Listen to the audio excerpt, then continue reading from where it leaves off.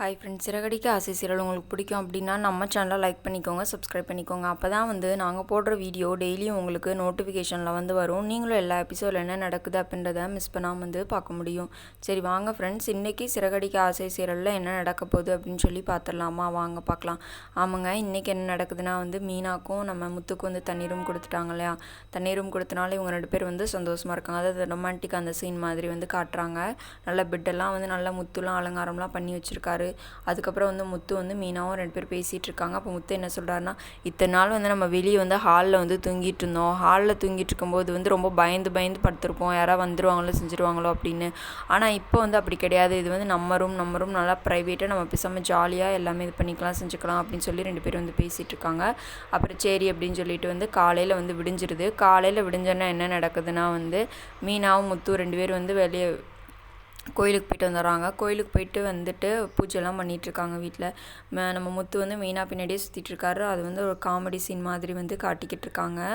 அதுக்கப்புறம் என்ன நடக்குதுன்னு சொல்லி பார்த்தீங்க அப்படின்னா, வீடு ஃபுல்லாக இது போட்டுட்ருக்காங்க, புகை போட்டுட்ருக்காங்க.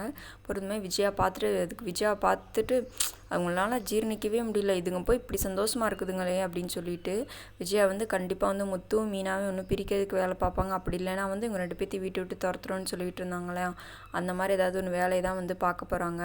நம்ம பொறுத்துன்னு தான் பார்க்கணும் எப்படி அவங்க 2 பேர்த்தையும் வீட்டை விட்டு துரத்துறாங்க அப்படின்னு சொல்லிட்டு. அதுக்கப்புறம் உடனே விஜயா சொன்னாங்க, இன்னும் நீ என்ன காஃபி போட்டுக்க மாட்டேல, போய் காஃபி போடு போ அப்படின்றாங்க. சரிங்க அத்தை, இதை பிடிங்க அப்படின்னு சொல்லிட்டு அந்த சாம்பிராணி காரண்டி அத்தைக்கிட்ட கொடுத்துட்டு மீனா காஃபி போட போயிடுறாங்க. முத்துவும் பின்னாடி ஓடிடுறாரு.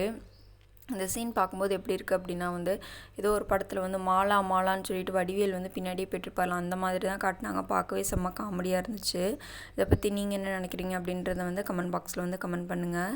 நம்ம இவர் இருக்கார் இல்லையா, மனோஜுக்கு ரோஹிணியோட கனவு வந்துக்கிட்டே தான் இருக்குது.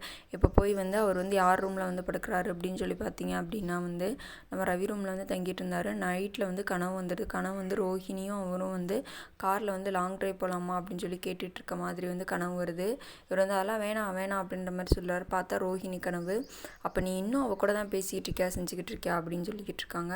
அதுக்கப்புறம் ரோஹிணி ஒரு போஸ்ட் போடுறாங்க ஏஐயில் 2 பேர் டான்ஸ் ஆடிக்கிட்டு இருக்க மாதிரி. பார்க்குறவங்கலாம் உண்மையாகவே அப்போ இவங்க 2 பேர் இன்னும் சந்தோஷமாக தான் இருக்காங்க அப்படின்னு சொல்லி நம்பிக்கிட்டு இருக்காங்க. இன்னொரு பக்கம் பார்த்தீங்க அப்படின்னா என்ன நடக்குதுன்னா நம்ம ரவி ஸ்ருதி இருக்காங்க இல்லையா, ரவி இப்போ தான் உண்மையெல்லாம் ஸ்ருதிக்கிட்ட சொல்கிறாரு. என்னன்னா நீத்து நல்ல பொண்ணு தான், ஆரம்பத்தில் நீத்து நல்லா தான் இருந்தாங்க. உன்னோட அம்மானாலையும் அப்பானாலையும் தான் நீத்து இவ்வளோ தூரம் இப்படி பிஹேவ் பண்ண ஆரம்பிச்சிட்டாங்க. இப்போ போய் நீத்து மூஞ்சில் போய் ஆசிட் அடிச்சிருவேன் அப்படின்லாம் சொல்லி மிரட்டியிருக்காங்க. அப்படிலாம் நம்ம ரவி சொல்லிக்கிட்டு இருக்காரு ஸ்ருதிக்கிட்ட. ஸ்ருதி இப்போ தான் கொஞ்சம் உண்மையாக உணர ஆரம்பிச்சிருக்காங்க. இன்றைக்கான எபிசோடில் தான் ஃப்ரெண்ட்ஸ் நடந்துச்சு. மேலும் நாளைக்கு வேறு ஒரு எபிசோட நான் உங்களை மீட் பண்ணுறேன். Bye friends.